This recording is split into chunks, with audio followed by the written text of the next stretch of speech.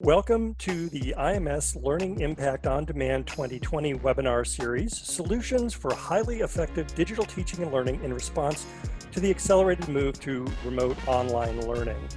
At IMS, we believe in the power of dynamic collaboration as a catalyst for digital innovation and transformation in education. In this spirit, we're bringing together thought leaders within the IMS community and without, for representing top learning institutions and educational technology suppliers to share knowledge and ideas for reimagining the educational experience and exploring new opportunities for shaping the future of teaching and learning.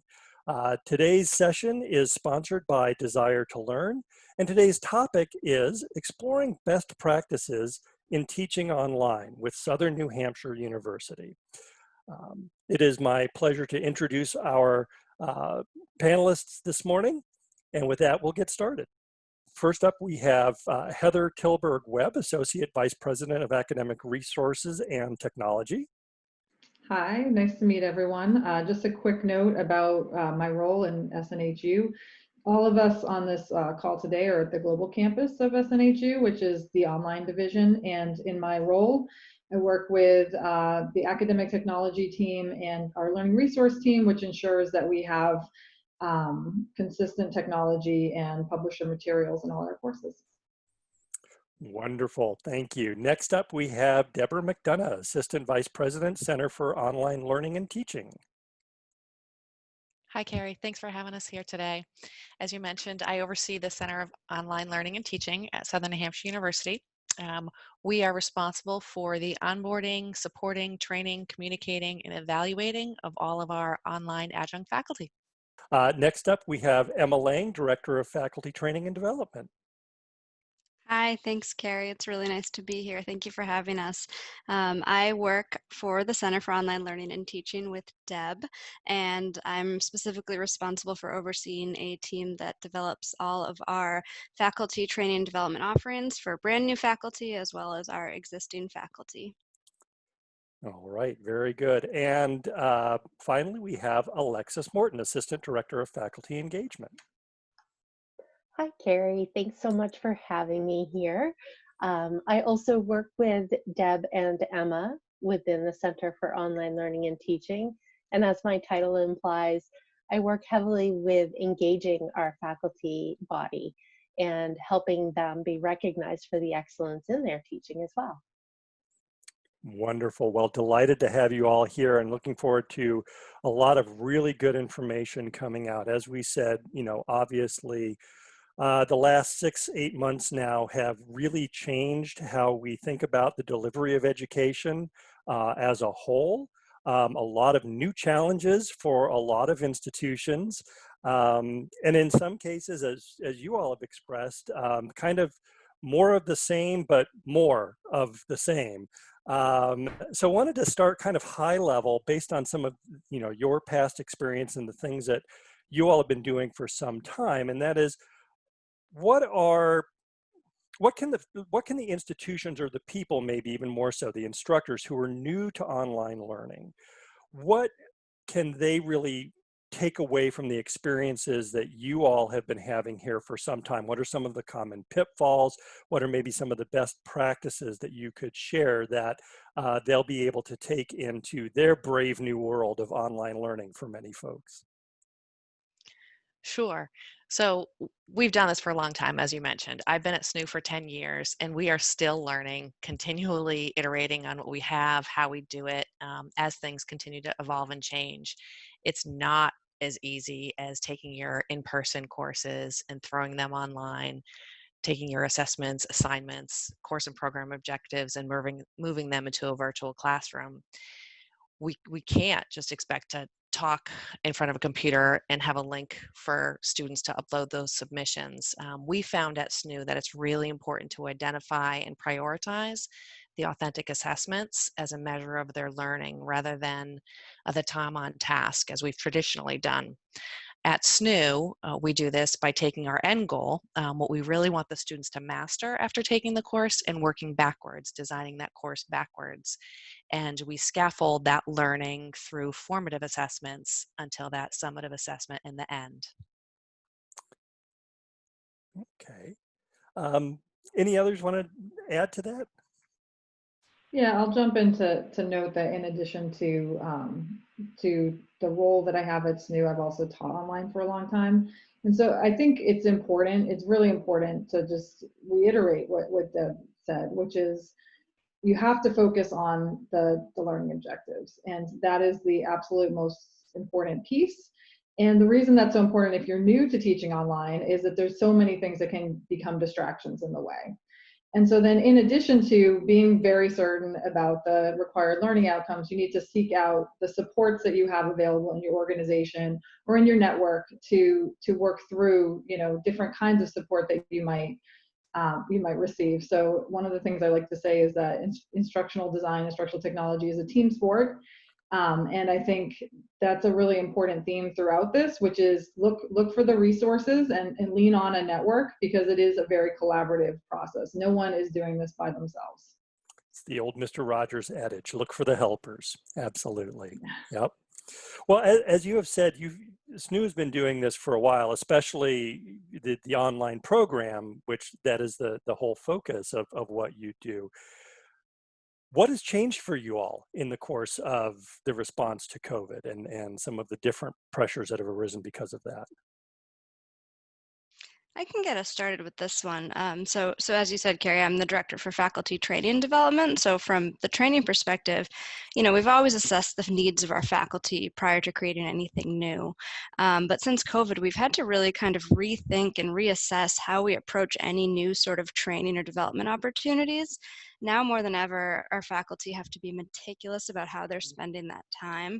You know, we know many of our adjuncts, for example, work full-time jobs. They have families, they have commitments just like all of us. So because of this, we've really homed in on training and development opportunities that both develop teaching practices, but also really help be more efficient and effective in terms of their time. So one example of this is we recently created a faculty dashboard, and that allows faculty to really quickly see their own activity related to things like posting announcements or interacting in the discussion board, providing grading and feedback. So the idea being that it's in one convenient location, one click and you're there. And that dashboard has been something we've gotten some great feedback on. So from a training perspective, I think certainly focusing more on that efficiency. And then, you know, as Heather noted, I also am an adjunct here. And I think from my own teaching perspective, one of the things that I would really note that has changed is having to be much more flexible with learners and with students, and having to be certainly empathetic and understanding, but the real willingness to create potentially, as we have done at SNHU, potential policies that change temporarily because of what's happening right now.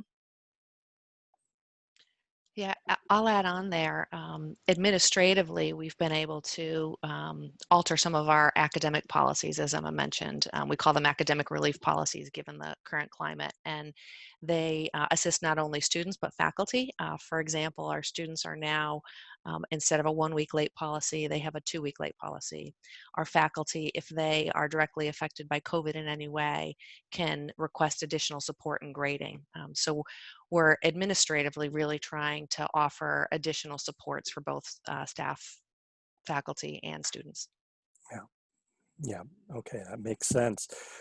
You've all have talked quite a bit already about sort of learning design and the principles of learning design for online learning. One of the challenges that a lot of instructors and institutions have faced, especially I think in the spring when it was all very new, but I'm hearing that a lot of people are still struggling with this a little bit, and that is, you know, the sense of community that exists in a classroom, whether it's an online classroom or an in-person classroom, and the way some of the changing dynamics have impacted that. How do you design the online experience so that you are building you know, creating that sense of community, whether between the students or between the students and the faculty member or the instructor? So I'd love to speak to this a little bit. I think, you know, we've talked about that very intentional design and working backwards from the objectives. But a piece of that is building really carefully designed discussion prompts so that students are feeling engaged with the content as well as each other. And I think a piece of that is really from a faculty standpoint, knowing the ins and outs of your learning management system and being able to share that with students. So being able to maybe remind them that they can subscribe to their own thread so that they don't miss when another student is asking them a question or making a point about their perspective. And so as a faculty member, one thing that I do is I've created a quick hit video that students can watch and see how to subscribe to their own thread.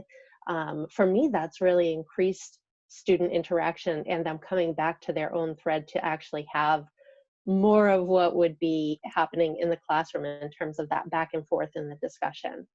I think another thing that I've seen and that I've been using in my own teaching is just creating quick surveys. And of course, there are so many different tools that you can use to do that, but then embedding that in an announcement or a discussion area and just finding out how students want to get their feedback. Do they want audio feedback, which might help them feel more connected, or would they rather have video feedback so that they can put the face to it as well and hear the intonation and know that it's a development opportunity and not necessarily punitive.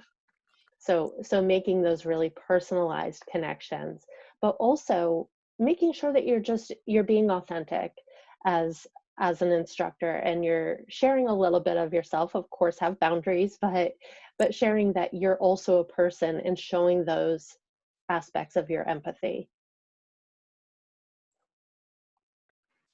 Yeah, I'd like to piggyback on that a little bit too, because I agree. I think what Alexis was highlighting is the need for presence, right? So the need for requirements where students are working on activities where they engage with each other, like discussion boards. It could be some kind of group project. It really depends on what's in the design, but making sure that it's an intentional part of your design.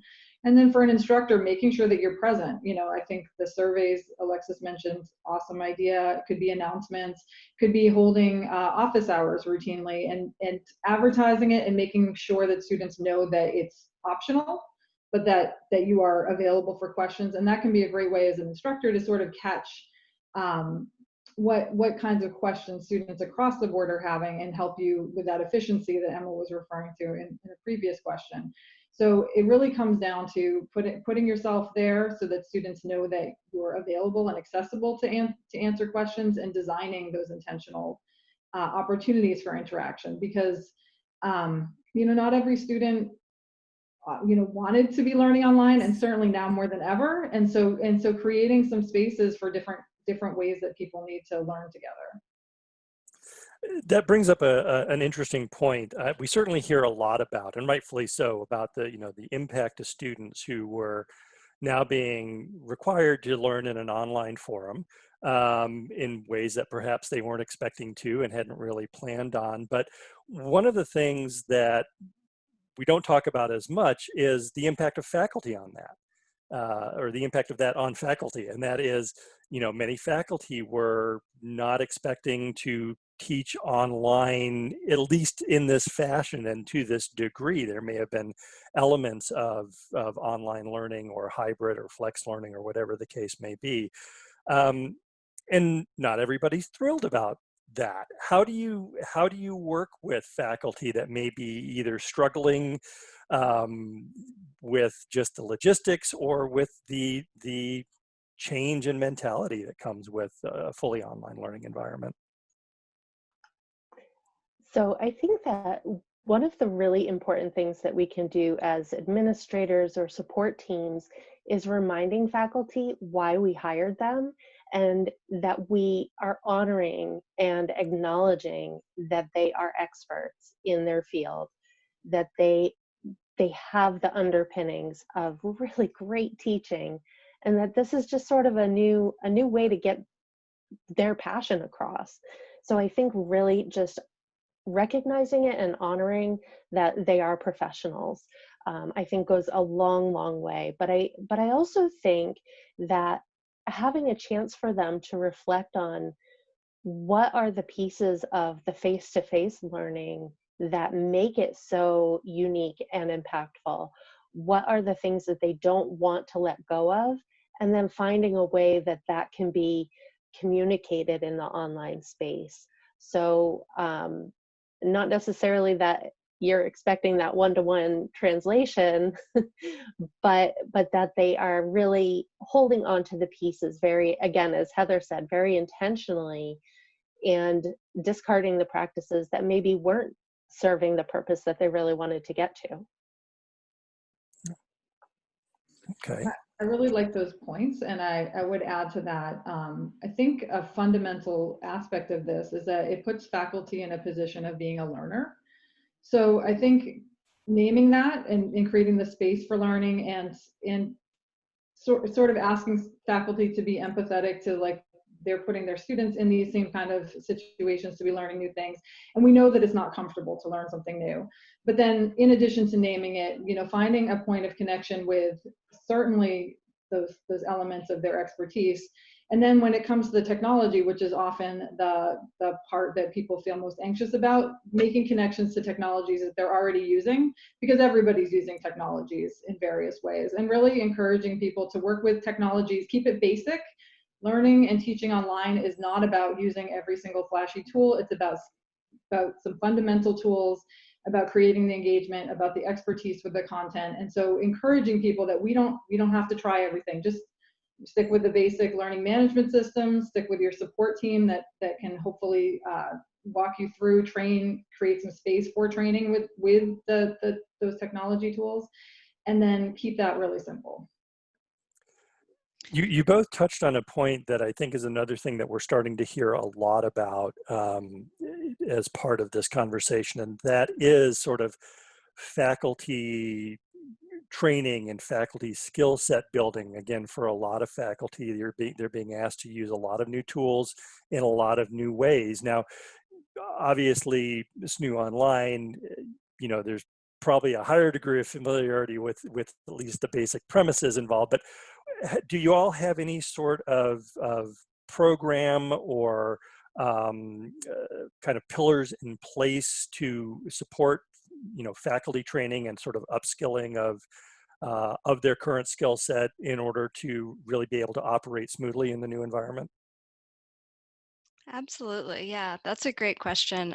We at Southern New Hampshire University are lucky in the sense that we were already very well prepared, well equipped to be fully online. So we're definitely grateful for that. You know, we typically do have a pretty rigorous, you know, training for our faculty that is specific to teaching online. However, we offer a number of additional not required development opportunities. And those might be things that focus on, you know, accessibility, that focus on specifically engaging in discussion boards, all of that. And all of those pieces are geared very much towards that online environment. So that's definitely a pathway that we have available to our faculty.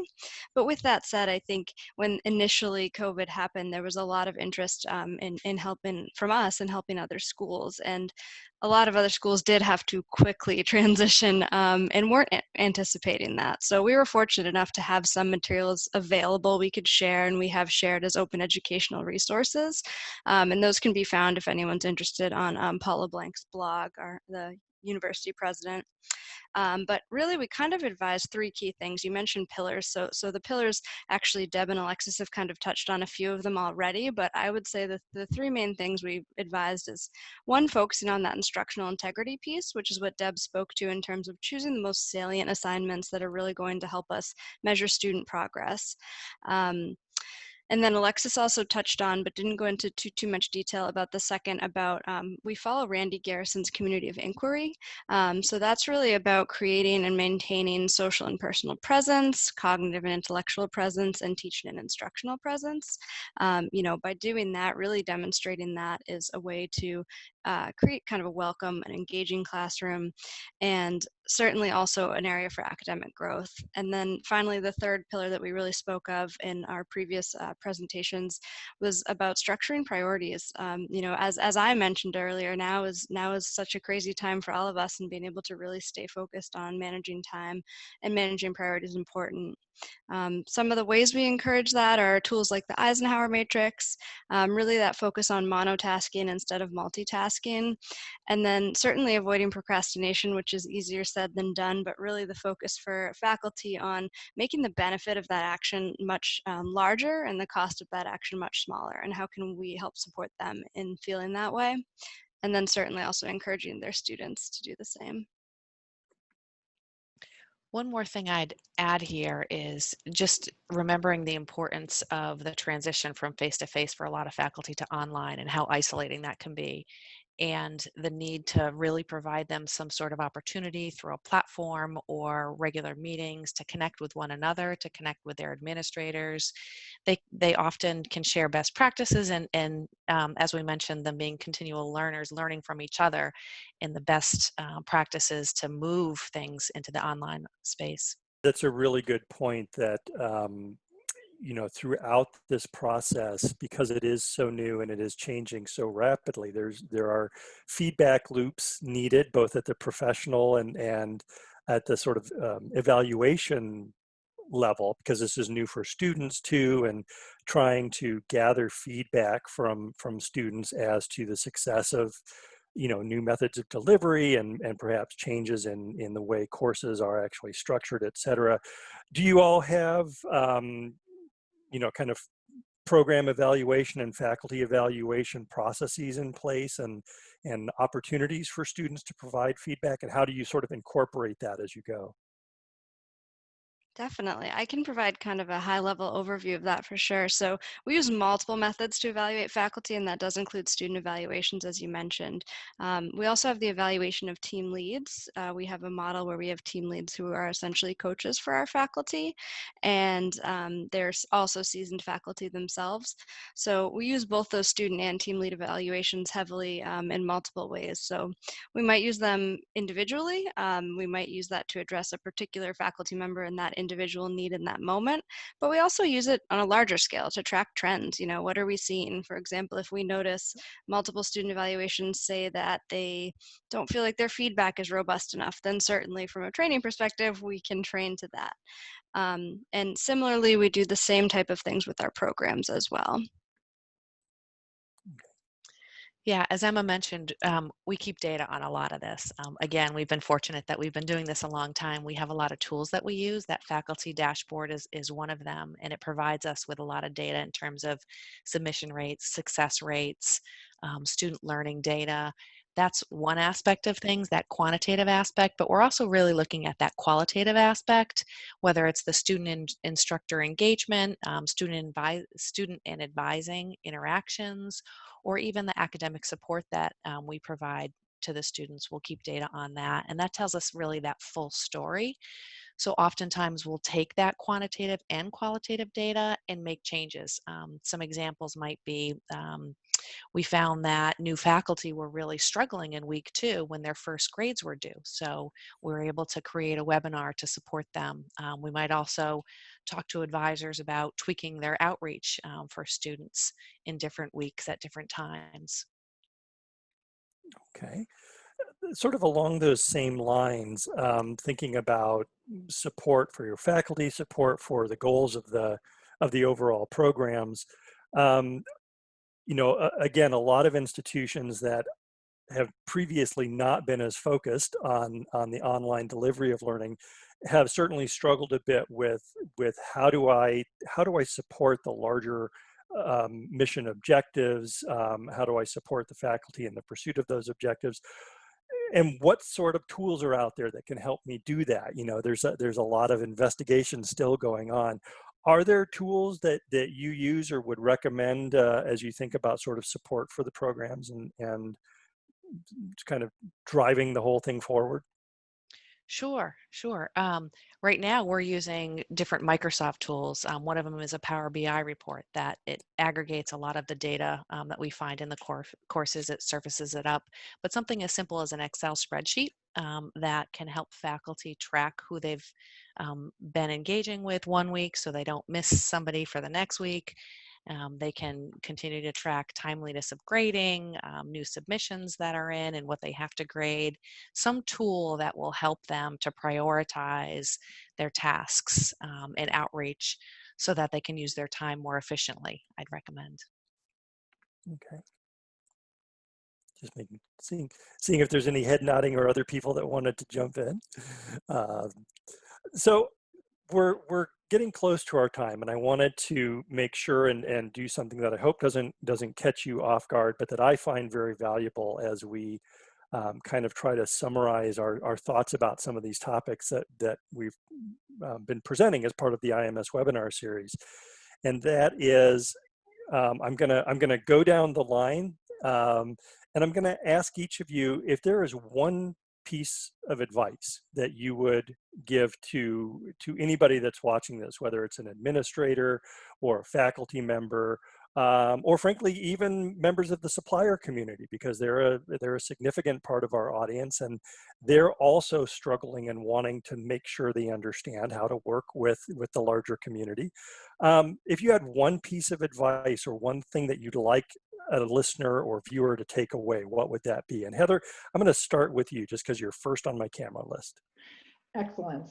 You know, one of the things that I've observed about this webinar is the focus on data. It's come up a number of times, and I wouldn't say that last spring when we were asked similar questions in different venues or had internal conversations that it was as much at the forefront. So what I would say is I feel like a huge advantage of the online learning space is the data that is available to individuals, to instructors, to administrators, et cetera. And I know there can also be a balance of concern about how we use that data, but this is for instructors, which is to look at, if you're an instructor, to think about, what data you have available to you across your different responsibilities with teaching, and using that intentionally to prioritize to be efficient. Because what we know also is that with this shift to online and with so many different competing priorities in the world because of it, that being really focused and intentional is going to be especially key this fall. So I love that emerged as a theme, and I feel like that is that is a takeaway. That's even something that I'm going to go back and look at myself to say, like, what data might have been overlooking, whether it's item analyses and quizzes, so you can determine which questions you need to go back to students on, or whether it's, as Deb said, kind of creating a communication outreach plan to your students and tracking that.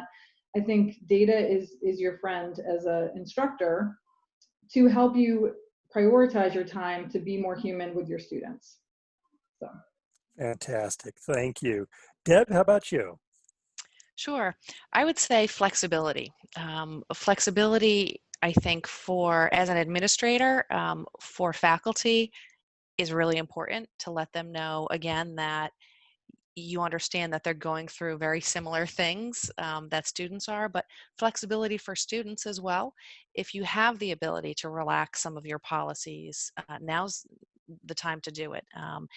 It doesn't mean that you're relaxing the outcomes that you desire for the students, but it does mean that you're offering maybe a little bit more time and flexibility for students and faculty to meet those outcomes and expectations. Wonderful, thank you. Emma, on to you. Thank you. I definitely think that motivation is so important right now. It is so easy for all of us to burn out. If you're a faculty member, an administrator, a student, this is a tough time to manage everything. So being able to help yourself in whatever role you play stay intrinsically motivated is absolutely key. And there are a number of different ways that we can do that, and I won't sit here and talk about them all, but I always think about that classic anecdote of JFK asking a janitor at NASA, what he was doing, and he said he was helping a man get to the moon.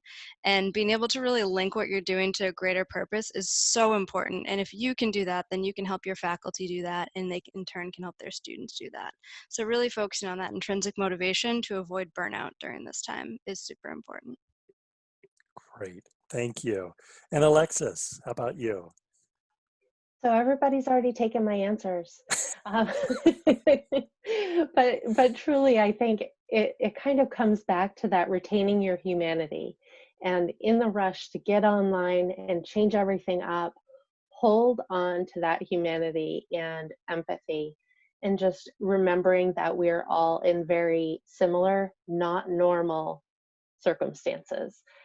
Even if this is something that you've been doing for 20 years, it is not in the same way, and people are not coming at it or going through it in the same way that they have across those number of years. So I think holding on to that humanity and empathy is just really key right now. Keeping that, to Emma's point, keeping your motivation and your enthusiasm about being able to explore and learn, but also not being overwhelmed by the data or technology, and having that flexibility, whether it's towards your staff or towards your students. But just remembering that humanity aspect is so very important.